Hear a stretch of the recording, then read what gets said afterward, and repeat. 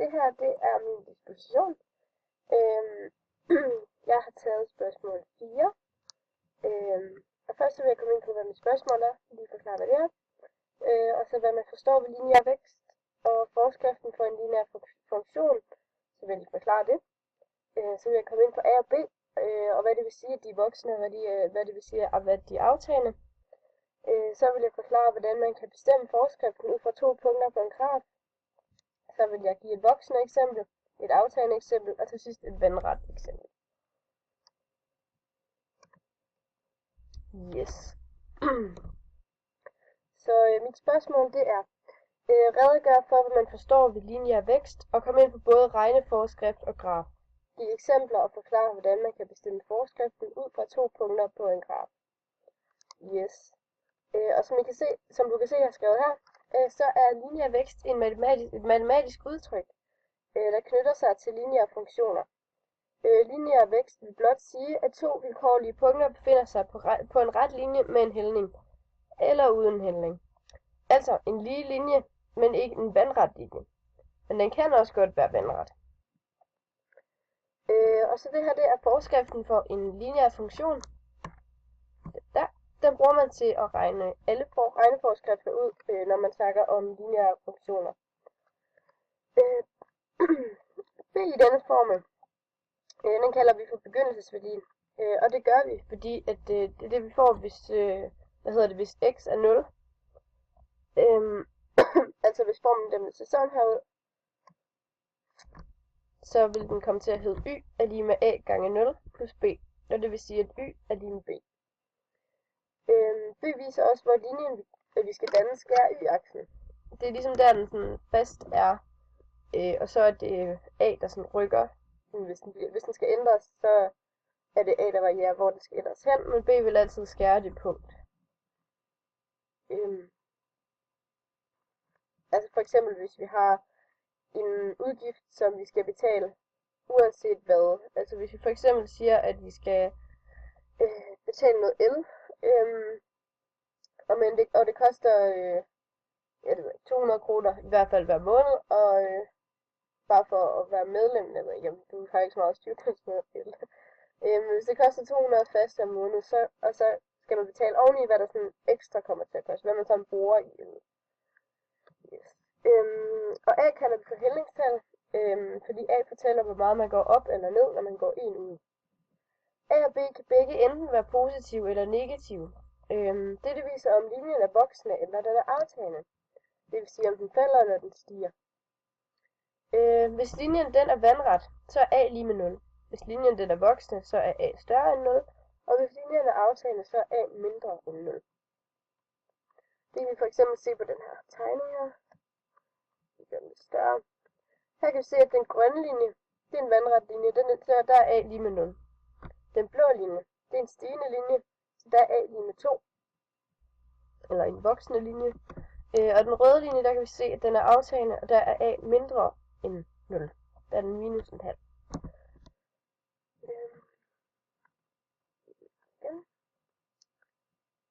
Så kan vi se her. Regneforskriften for en lineær funktion beskriver derved linjens hældning, som er A, og linjens skæringspunkt med y-aksen, som også kaldes begyndelsesværdien, som er B. For at bestemme regneforskriften ud fra 2 punkter på en graf, skal man bruge formlen fra tidligere, altså den her formel vi brugte, som siger, y er lige med ax plus b. Så er der lige et voksende eksempel her først. Hvis vi tager udgangspunkt i den nedenstående graf, det er den her graf, hvor der er en linje. Hvis vi gør det, så kan vi se, at vi har en linje, men vi kender ikke linjens regneforskrift. Og det er den, vi skal finde ud af. For at finde den, så gør vi det her. Vi ved, at vi skal finde A og B, fordi det er det, vi mangler i formlen. Og for at kunne putte tallene ind, i formlen. Vi ved også, at A er, hvor meget linjen går op eller ned, når den går ind ud. Og at B er linjens skæringspunkt med y-aksen. Så først ser vi på, hvor skæringspunktet er, altså B. Så går vi herned, og så siger vi, der er y-aksen. Og der skærer de, så B det må være 2. Og det sætter vi så ind i formlen. Så nu hedder formlen y er lige ax plus 2. Så skal vi finde A, og det gør vi ved at tælle, hvor mange felter man går op eller ned, når man går et felt ud. Så kigger vi her igen, og vi ser linjerne der. Og så hvis vi for eksempel bare lige tager udgangspunkt der, fordi der ved vi den skærer, så går vi 1 ud og 1 op. Så vi vil sige, at A det må være 1. Så sætter vi det også ind sammen med B. Så hedder formlen y er lige med 1x plus b. Og det her det er simpelthen bare regneforskriften for den her graf. Så har vi regnet en voksende graf ud. Så er der et aftagende eksempel. Og her skal vi egentlig gøre det samme. Vi tager en ny linje og finder regneforskriften på. Det her det er linjen.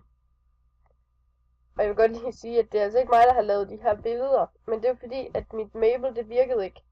Så jeg kunne ikke lave dem. Og det er også derfor, jeg forklarer det herinde på Open Office. Det er sådan lidt træls, men jeg havde ikke rigtig nogen muligheder. Nå, men så kan vi se her, at denne linje, denne linje er den nedenstående linje. Ja, så det er den her linje, vi skal tage udgangspunkt i. Vi kan se, at den her linje, den er aftagende, da den går nedad. Altså den anden, den gik op af sådan der, og den her, den går nedad. Og det skal vi så have konstateret ud fra, hvad regneforskriften siger. Og først så skal vi finde B. Og B er det punkt igen, hvor linjen skærer y-aksen. Så kigger vi her, så siger vi, det gør den der, og det der det var 1, og det var 2, og det der det var 3. Så B det må være lige med 3. Så det sætter vi ind i formlen heroppe. Så hedder formlen nu, y er lige ax plus 3. Så skal vi finde A. Og A det er, hvor meget den går ned eller op, når man går 1 ud. Så siger vi her, hvis den går 1 ud, og så kan den jo ikke gå op, fordi det er jo ikke den vej linjen den er. Så går den jo ned. Og det er kun et halvt felt. Så A må være lige med en halv. Så sætter vi det hele ind i formlen. Men, nu skal vi lige huske, at da den ikke går opad, men går nedad, så er den negativ. Og så sætter man et minus foran, så meget den går ud, eller hvor meget den går ned. Så den kommer til at hedde minus 0,5. Så det sætter vi ind. Y er lige minus 0,5x plus 3. Og det her det er regneforskriften for den nedenstående graf. Yes.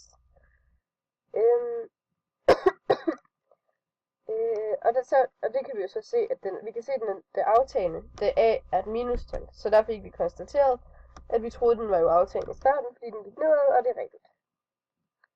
Så har vi et vandret eksempel. Det her det er den tredje og sidste linje. Den er hernede, som vi skal finde regneforskriften på. Vi starter igen med at finde B, og B er jo der, hvor linjen skærer y-aksen. Så kigger vi her, y-aksen. Og så kan vi se, at det må være der. Og så står der herover, at y er lige med 2. Det vil sige, det er 1, og det er 2. Så B det er 2. Så sætter vi det ind i formlen igen. Y er lige med ax plus 2. Så skal vi finde A. Og A er jo, hvor meget man går op eller ned, når man går ud 1 ud. Men i det her tilfælde, der går linjen jo ikke rigtig op eller ned, fordi når du går 1 ud, så er du jo stadig på linjen. Og det er fordi, den er vandret. Og derfor er A lige med 0. Og det her, det sætter vi simpelthen ind i formlen. Så nu hedder formlen y er lige med 0x plus 2. Og da A er 0, kan man formindske regneforskriften, så den kommer til at hedde y er lige med 2. Fordi 0x, det er jo ikke rigtig noget. Det er jo ingenting.